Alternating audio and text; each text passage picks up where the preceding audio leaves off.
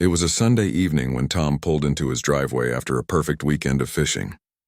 The sun was setting, painting the sky orange and pink, and he was still buzzing from catching a decent bass that morning. His boat, a 24-footer that he'd saved up for years to buy, sat proudly in the driveway where it always did after his fishing trips. But something was different today. A white envelope was wedged into his front door, and it had that official look that made his stomach drop a little. You know the kind. The ones that never bring good news.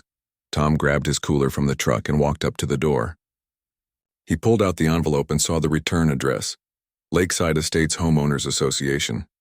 His neighborhood HOA. He'd lived here for 8 years and barely heard from them except for the occasional newsletter reminding everyone to keep their lawns trimmed.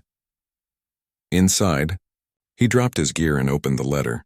It was printed on fancy letterhead and full of legal-sounding words that made it seem more important than it probably was. But as he read through it, his relaxed weekend mood evaporated completely. The letter informed him that his boat was in violation of the neighborhood covenants, specifically Section 7.3.2, which apparently said that no boats, RVs, or commercial vehicles could be visible from the street. He had 14 days to move it. If he didn't, he'd be fined $100 per day until he complied. Tom read it twice, then a third time. This didn't make sense. He'd parked his boat in the same spot for 8 years. His neighbors loved it. Old Mr. Chen from next door was always asking him about his fishing trips. The couple across the street even asked if they could borrow it once for their anniversary. Nobody had ever complained. Not once. He pulled out his phone and called the HOA office number listed on the letter. It rang 4 times and went to voicemail. You've reached the Lakeside Estates HOA office. Please leave a message and we'll return your call within 2 business days. 2 business days? For something they were threatening to fine him $100 a day for. That seemed backward. Tom left a polite message explaining that there must be some mistake, that his boat had been parked there for years without issue, and could someone please call him back to discuss this. He tried to keep the frustration out of his voice. Getting angry at a voicemail never helped anything. Monday came and went. No call back. Tuesday afternoon, his phone finally rang. It was a woman who introduced herself as Patricia Dalton, the new president of the HOA board. Yes, hello, I'm calling about the boat situation, Tom said, trying to sound reasonable.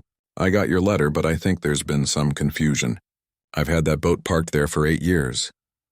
Well, that's actually part of the problem, Patricia replied, her voice crisp and businesslike. The previous board was quite lax about enforcement. We're correcting years of negligence. The covenants are very clear about this. But nobody ever complained, Tom said. My neighbors don't mind it. Mr. Henderson, it's not about complaints. It's about property values. Your boat is an eyesore, and eyesores bring down everyone's home values. I'm sure you can understand that. Tom looked out his window at his boat. It was clean, well-maintained, and honestly pretty nice looking. Calling it an eyesore felt like a stretch. A big stretch. Is there any way we can discuss this? He asked. Maybe come to some kind of compromise.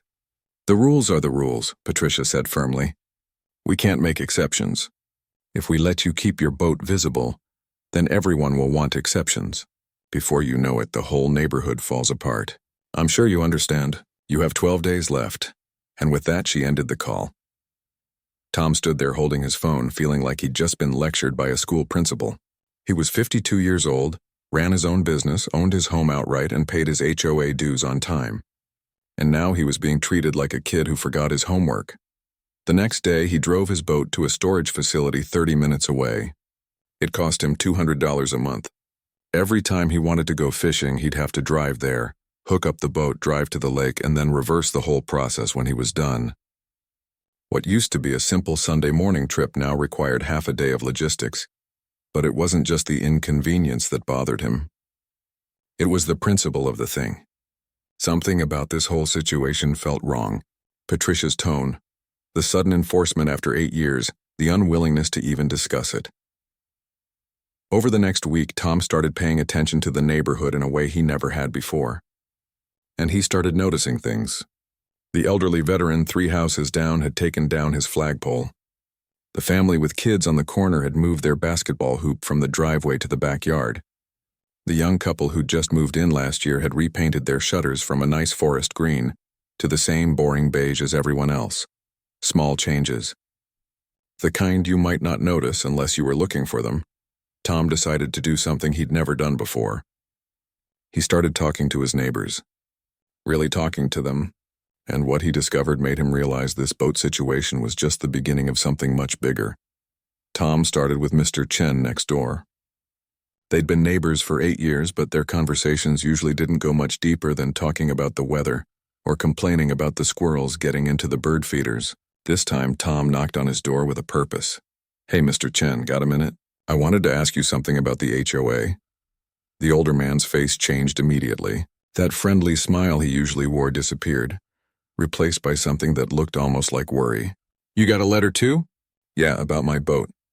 "Did you get one?" Mr. Chen invited him in and showed him his own letter.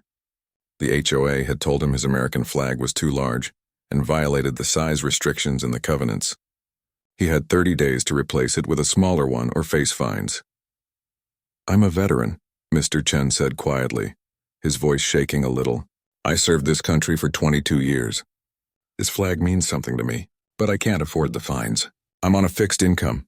Tom felt his blood pressure rising. "When did you get this?" 3 weeks ago. I already took it down. Look." He pointed to the empty flagpole in his front yard. 40 years I've flown that flag. Every single house I've lived in. And now?" They talked for another 20 minutes. Mr. Chen told him that ever since Patricia took over as HOA president about 6 months ago, things had changed. The previous board had been reasonable people who only got involved when something was genuinely a problem. Patricia was different. She seemed to be looking for violations. Tom left feeling angry but also curious. He decided to do something he'd never done before. He went door to door. The family with the basketball hoop told him they'd gotten a letter saying recreational equipment couldn't be visible from the street. They'd moved it to the backyard, even though their kids now had to play in a much smaller space with uneven ground. The young couple with the repainted shutters had their own story. They'd painted their shutters a nice sage green when they moved in. 2 months later, they got a letter saying the color wasn't on the approved list. The fine was $50 per day until they fixed it. They'd spent $800 repainting everything beige. "We almost couldn't afford it," the wife told Tom. "We just had a baby. That money was supposed to go toward the nursery. But we couldn't let the fines keep adding up." By the end of the week, Tom had talked to 17 different families. 9 of them had received violation letters in the past 6 months. Every single one had either paid fines or fixed the so-called violations. One single mother had been fined for leaving her kids' bikes on the front lawn overnight. Another family got cited because their mailbox was slightly faded and needed repainting. Tom started keeping notes. He wrote down every violation, every fine, and every date. A pattern was emerging, and it wasn't pretty. But the real breakthrough came when he ran into Larry, a guy he knew from the neighborhood barbecues. Larry worked as a paralegal downtown and had a mind for legal details. "You're asking about the HOA?" Larry said when Tom brought it up. "Man, I've been wanting to talk to someone about this. Something's been bugging me." Larry invited Tom over that evening and pulled out a thick folder of documents. "I got curious after I got my own violation letter. So I started digging into the public records. Did you know Patricia only became president because almost nobody voted in the election?" Tom shook his head. 12 people voted, out of 200 homes in this neighborhood. 12. And Patricia won with 7 votes. Most people didn't even know there was an election because the notice was only posted on the HOA website. And let's be honest, nobody checks that thing. Larry spread out more papers on his kitchen table. "But here's the interesting part. You know that lake we all love? The one that's basically the whole reason this neighborhood is called Lakeside Estates?" "Yeah, what about it?" "The HOA doesn't own it," Tom blinked. "What do you mean?" "I mean, the lake isn't HOA property. It's owned by some company called Lakeside Recreation LLC. The HOA just has a lease agreement that lets residents use it. I found the documents at the county recorder's office." This was news to Tom. He'd always assumed the lake was part of the neighborhood, owned collectively by everyone through the HOA. "Why does that matter?" Tom asked. Larry grinned. "Because I did some more digging. Lakeside Recreation LLC is owned by a holding company that's been trying to sell the property for 2 years, the lake and the land around it. It's listed at $400,000, and according to the real estate listing, they're motivated to sell. Tom's mind started racing. An idea was forming, but it seemed crazy. Too crazy to even say out loud. "There's more," Larry continued. "I actually read through our neighborhood covenants. All of them. Took me 3 nights. And you know what? That boat rule Patricia cited? It says boats can't be visible from the street if they're parked on common property or in the street. But your driveway? That's your private property. The rule doesn't apply. Are you serious?" "Dead serious. Patricia's been misinterpreting the covenants. Either she doesn't understand them, or she's doing it on purpose. Either way, most of your violations probably aren't even valid." Tom sat back in his chair, processing everything. Patricia had taken over with almost no legitimate vote. She was enforcing rules that didn't exist or twisting the ones that did. People were paying fines they probably didn't legally owe. And the lake, the crown jewel of the whole neighborhood, wasn't even owned by the HOA. "Larry, what if someone bought that lake?" Larry looked at him carefully. "I had the same thought. Whoever owns it could terminate the lease if they wanted to. There's a clause about bad faith enforcement. If the HOA is acting improperly, the lease can be canceled." The 2 men sat in silence for a moment, both understanding what the other was thinking, but neither quite ready to say it out loud. Finally, Tom spoke. "I need to make some phone calls." Tom didn't sleep much that night. His mind kept spinning with possibilities and questions. Could he actually buy a lake? Was that even something a regular person could do? And more importantly, should he? By morning, he'd made his decision. He was going to at least explore the option. The worst they could say was no. He found the real estate listing online. The property included the lake and about 2 acres of land around it. The listing mentioned it was a unique investment opportunity, but complicated by existing lease agreements. The price was $400,000. Tom had the money. 3 years ago, he'd sold the software company he'd built from scratch. It wasn't a massive fortune, but it was enough to retire comfortably and do things like buy boats and go fishing whenever he wanted. Or apparently buy lakes when HOA presidents got out of control. He called the listing agent that morning. A friendly woman named Rebecca answered on the second ring. "I'm interested in the lakeside property," Tom said. "Can you tell me more about it?" Rebecca seemed surprised but pleased to hear from him. "Absolutely. It's a beautiful piece of property. The lake is spring-fed, crystal clear, about 8 acres of water. The complication is the HOA lease, which is why it's priced below market value. Most investors don't want to deal with that headache." "What if someone didn't mind the headache?" Tom asked. "Then they'd be getting a steal of a deal, honestly." They talked for another 15 minutes. Rebecca explained that the holding company had inherited the property from the original developer, who'd created Lakeside Estates back in the 90s. They'd been trying to sell it for 2 years with no luck. Everyone who looked at it got scared off by the lease situation. Tom set up a viewing for the next day. But before he went any further, he knew he needed legal advice. This wasn't the kind of thing you did without making sure you understood every detail. He found a real estate attorney through a friend's recommendation. Her name was Dorothy Kim, and her office was downtown in one of those older buildings with character. She had great reviews and specialized in property law and HOA disputes. Tom brought all the documents Larry had found, plus copies of the violation letters from his neighbors. Dorothy spent an hour reviewing everything while Tom sat nervously drinking bad coffee from her office machine. Finally, she looked up. "This is interesting. Very interesting. Good interesting or bad interesting? Good for you. Potentially bad for the HOA. Let me break this down." She pulled out the lease agreement and pointed to a specific paragraph. "See this clause here? It says the property owner can terminate the lease with 90 days' notice if the HOA is found to be operating in bad faith or engaging in discriminatory enforcement. And are they?" Dorothy tapped the stack of violation letters. "Based on what you've shown me, yes. These violations are inconsistent. Some of them are based on misinterpretations of the actual covenants, and the enforcement appears selective." That's textbook bad faith. Tom felt his heart beating faster. "So if I bought the property, you could terminate the lease and deny the HOA access to the lake. Now that would be the nuclear option and probably make you the most hated person in the neighborhood. But you'd have that leverage. What if I didn't want to be hated? What if I just wanted Patricia and her board to stop abusing their power?" Dorothy smiled. "Then you'd use the threat of termination to force changes. Give them a choice. Reform the board, stop the predatory enforcement, or lose lake access. Most reasonable people would choose option 1. They talked through every detail. Dorothy explained the risks, the costs, and the legal steps he'd need to take. By the end of the meeting, Tom knew what he had to do. It was crazy. It was extreme. But sometimes you had to be willing to make a big move to fix a big problem. He called Rebecca back and made an offer. Full asking price, cash, closing in 30 days. But Tom didn't want to do this alone. This wasn't just about him and his boat anymore. This was about Mr. Chen's flag, about that young couple's savings, about the single mom getting fined over kids' bikes. If he was going to shake things up, he wanted the community behind him. He organized a meeting at his house that weekend. He invited everyone who'd received violation letters, plus Larry and a few other neighbors who'd been vocal about their frustrations with the new HOA leadership. 14 people showed up. They crowded into his living room, some sitting on the couch, others standing or sitting on the floor.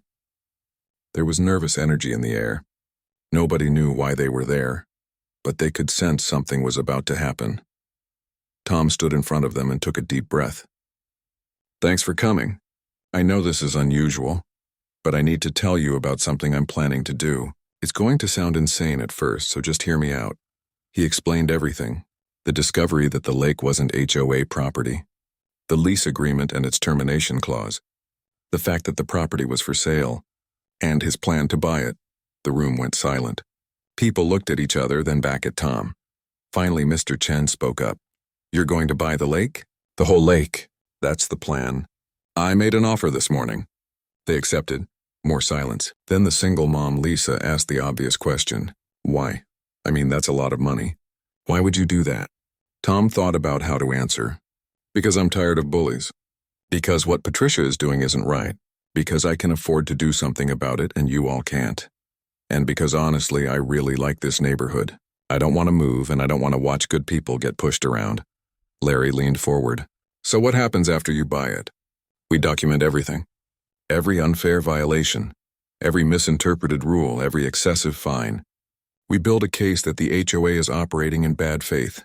Then at the next board meeting, we present Patricia with a choice. Either she and her board resign and we hold proper elections, or I terminate the lease and everyone loses access to the lake." "She'll fight it," someone said. "Probably," Tom agreed, "but she'll lose. The law is on our side, and even if she wants to be stubborn, the other board members won't. Losing the lake would tank everyone's property values. The neighborhood would revolt." The group started talking all at once. Some people thought it was brilliant. Others thought it was too risky. But everyone agreed on one thing. They were tired of feeling helpless. By the end of the meeting, Tom had their support. More than that, he had a team. They divided up responsibilities. Some people would gather more documentation. Others would quietly talk to neighbors and gauge support for new elections. Larry would continue researching the legal angles. As everyone filed out, Mr. Chen pulled Tom aside. "Thank you," he said simply. "I didn't think anyone cared enough to do something like this." Tom shook his hand. "We all care. We just needed someone to take the first step." 30 days later, Tom signed the papers. He was now the official owner of an 8-acre lake and the land around it. Patricia and the HOA board had no idea what was coming. The monthly HOA board meeting was scheduled for the third Thursday of the month at 7 in the evening. They were usually held in the community room of the neighborhood clubhouse, and attendance was typically sparse. Maybe 5 or 6 people would show up, mostly retirees who had nothing better to do. This meeting was going to be different. Tom and his group had spent the past 2 weeks preparing. They'd gathered documentation on every questionable violation. They'd talked quietly to neighbors, explaining what was happening and encouraging them to attend the meeting. They'd made copies of the lease agreement, the property deed, and the covenant sections that Patricia had been misinterpreting. Dorothy, his attorney, agreed to come along. "I won't say anything unless I have to," she told Tom. "But it's good to have legal presence in the room. It sends a message." The day of the meeting, Tom was nervous. He'd given presentations to investors when he was running his company. He'd negotiated deals worth millions of dollars. But somehow this felt bigger. This was personal. This was his neighbors, his community, his home. He arrived at the clubhouse at 6:30. Larry was already there, setting up folding chairs. The community room normally held about 40 people comfortably. They'd brought in enough chairs for 70 just in case. By 6:45, every chair was filled and people were standing along the walls. Tom did a quick count. Over 90 people had shown up. That was nearly half the neighborhood. Patricia arrived at 6:55 with the other two board members, Richard and Beth. She looked annoyed at the crowd but tried to hide it with a tight smile. She took her seat at the head table and banged a gavel that seemed way too dramatic for a neighborhood meeting. I call this meeting to order. We have a full agenda tonight, so let's keep comments brief during the public forum. She started reading through standard business, budget updates, landscaping contract renewals, a proposal to increase guest parking restrictions. Her voice droned on, and Tom could feel the energy in the room shifting from anticipation to impatience. Finally, she reached the public comment period. Does anyone have any concerns they'd like to raise? Tom stood up. Every head in the room turned toward him. Yes, I have something to discuss. It's about the enforcement of neighborhood covenants. Patricia's expression hardened. Mr. Henderson, if this is about your boat, we've already addressed that issue. You were in violation, you corrected it. There's nothing more to discuss. Actually, it's not just about my boat. It's about a pattern of enforcement that I believe violates the spirit and possibly the letter of our community agreements. That's your opinion, Patricia said dismissively. The board has discretion in how we interpret and enforce the rules. Now, if there's nothing else, I'm not finished, Tom said calmly. I'd like to share some information with everyone here tonight. He nodded to Larry, who began distributing packets to everyone in the room. Patricia looked flustered. What is this? You can't just hand out materials without board approval. Dorothy stood up. Actually, Ms. Dalton, any homeowner has the right to present relevant information during the public comment period. It's in the HOA bylaws, Section 12. Patricia's face went red, but she sat back down. Tom waited until everyone had a packet. What you're holding is documentation of 17 separate violations issued in the past 6 months. You'll notice that many of these violations are for issues that existed long before the current board took office. You'll also notice that several of them cite covenant sections incorrectly. He let that sink in for a moment. People were flipping through the pages, murmuring to each other. For example, my boat. The covenant says boats can't be visible from the street if parked on common property. My driveway is private property. The rule doesn't apply. That's a matter of interpretation, Patricia interrupted. No, Tom said. It's a matter of reading comprehension. The words are clear. A few people laughed. Patricia looked furious. But that's not why I'm really here tonight, Tom continued. I'm here because I recently made a purchase that I think this board should know about. He paused for dramatic effect. He'd learned in his business days that timing mattered. 2 weeks ago, I became the owner of Lakeside Lake and the surrounding property. The room erupted. People started talking all at once. Patricia banged her gavel repeatedly. That's impossible. The HOA owns that lake. Tom shook his head. No, you don't. You never did. The lake is owned privately and leased to the HOA, or at least it was. I'm now the owner and I have the deed right here. Dorothy stood again and held up an official-looking document. I can verify that Mr. Henderson is the legal owner of the property as of 2 weeks ago. The HOA has a lease agreement for resident access, but that lease can be terminated under certain conditions. Patricia looked like she'd been slapped. Richard and Beth, the other board members, looked completely lost. What conditions? Someone called out from the crowd. Tom answered. The lease can be terminated if the HOA is found to be operating in bad faith or engaging in discriminatory enforcement. Which is exactly what's been happening. Patricia found her voice again. This is blackmail. You can't just... I'm not blackmailing anyone, Tom said firmly. I'm offering a choice. The current board can resign and we can hold new elections with proper notice to all homeowners. Or you can stay, and I'll terminate the lease in 90 days. Everyone in this neighborhood will lose access to the lake. You wouldn't dare, Patricia said, but her voice had lost its confidence. Try me. Richard cleared his throat. Patricia, can I talk to you for a minute? Privately. The two of them stepped into the hallway with Beth. Through the windows, everyone could see them having an intense discussion. Patricia was gesturing wildly. Richard kept shaking his head. They came back 5 minutes later. Richard spoke first. Beth and I are resigning from the board effective immediately. This isn't what we signed up for. The room fell silent. Everyone looked at Patricia. She stood there, gripping the edge of the table, her knuckles white. For a long moment, Tom thought she might actually fight it. But then something in her expression changed. Maybe she realized she'd lost. Maybe she just didn't want to deal with a neighborhood full of angry homeowners. Fine, she said quietly. I resign too. The room exploded into applause and cheering. Tom felt a wave of relief wash over him. It had worked. It had actually worked. Patricia gathered her things and walked toward the door. As she passed Tom, she stopped. You think you've won, she said in a low voice. But running this neighborhood isn't as easy as you think. Good luck dealing with all these people and their complaints. Tom met her eyes. The difference is I'll actually listen to them. She left without another word. Mr. Chen stood up and called out, So what happens now? Larry had prepared for this. We need to hold an emergency election for a new board. We'll send proper notice to every homeowner. We'll have the vote in 3 weeks. In the meantime, we'll form a temporary committee to handle essential business. The meeting continued for another hour. People volunteered for the temporary committee. Others nominated candidates for the permanent board. The energy in the room had completely shifted from anger to excitement. This was their neighborhood again, and they were taking it back. As people filed out, dozens of them stopped to shake Tom's hand or thank him. Some asked about his boat. Are you going to park it in your driveway again? Someone asked. Tom grinned. First thing tomorrow morning. Outside, under the stars, Tom stood with Larry and Dorothy. The clubhouse was emptying out, neighbors chatting in small groups, everyone energized by what had just happened. That was quite a gamble, Dorothy said. It was, Tom agreed. But some things are worth gambling for. Larry laughed. You just bought a lake to prove a point about a boat. That's the most expensive revenge I've ever seen. It's not revenge, Tom said. It's justice. There's a difference. He looked out toward the lake, barely visible in the darkness. Somewhere out there was his boat, sitting in storage, waiting to come home. Tomorrow it would be back where it belonged. And so would this neighborhood, back in the hands of people who actually cared about community instead of control. Tom smiled. It felt good to win. Tom woke up early the next morning with a sense of purpose he hadn't felt in weeks.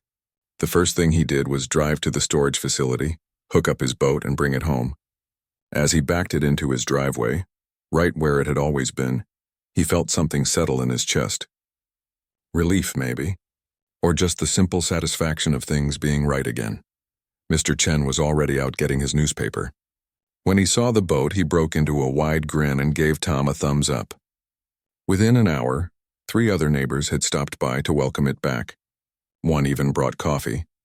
But Tom knew the real work was just beginning. Removing Patricia was only the first step. Now they had to rebuild the HOA into something that actually served the community instead of ruling over it. The emergency election was scheduled for 3 weeks out, just like Larry had proposed. This time the notice went out properly, not just buried on a website nobody checked, but through email, physical mail, and posted signs at the entrances to the neighborhood. Everyone would know. Everyone would have a chance to vote. In the meantime, the temporary committee met twice a week. Tom joined it along with Larry, Mr. Chen, Lisa the single mom, and 5 others who'd been active in pushing for change. Their first order of business was reviewing all the violations that had been issued in the past year. It was worse than Tom had thought. Patricia had issued over 40 violations in 6 months. The previous board had issued maybe a dozen in an entire year. And when they dug into the details, at least half of Patricia's violations were based on misreadings of the covenants or rules that didn't actually exist. We need to refund these fines, Lisa said during one meeting. People paid money they didn't legally owe. Everyone agreed. The committee voted to refund every questionable fine and formally apologize to the affected homeowners. It cost the HOA nearly $8,000, but it was the right thing to do. Tom also worked with Dorothy to draft a new lease agreement for the lake. He didn't want to hold it over everyone's heads forever. That wasn't the point. So they created a 30-year lease at $1 per year, with clear terms that protected homeowners from future abuse. The new lease included something Tom called the Lake Access Charter. It was a simple document that laid out reasonable rules for using the lake, all written in plain English that anyone could understand. No fishing after dark, no gas-powered boats on Sundays to keep it peaceful, clean up your trash, basic stuff that made sense. But the charter also included protections. It said that lake access couldn't be used as leverage against homeowners. It couldn't be threatened or taken away because of HOA disputes. The lake belonged to the community, and Tom's lease made sure it would stay that way. The election day arrived on a Saturday in late November. The weather was cool and clear, perfect fall weather. They held the voting in the clubhouse from 9 in the morning until 6 in the evening. Tom volunteered to help man the registration table.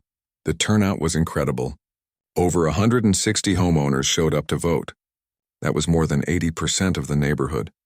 People were actually excited about an HOA election. Tom had never seen anything like it. The results came in that evening. A new 5-person board was elected, including Larry, Mr. Chen, and 3 other longtime residents who actually cared about the community. Tom had been nominated but declined. He'd done his part. Now he wanted to step back and let others lead.